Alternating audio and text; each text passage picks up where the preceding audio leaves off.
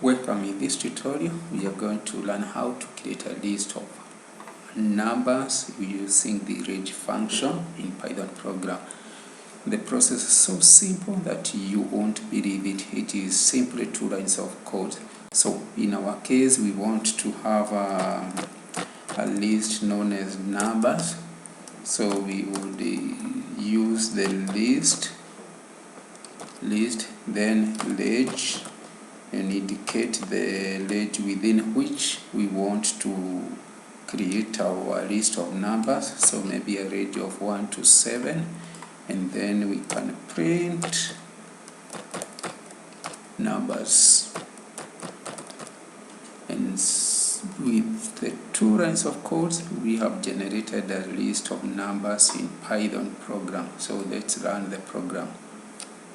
Here we have our list of numbers within the range of 1 to 7. So as usual, the upper bound in the range is not included. That's why we don't have a 7 here. So if you want to include a 7, then you would have to, the range would be within 1 to 8. And that's how you would get a range of a list of numbers between 1 to 7.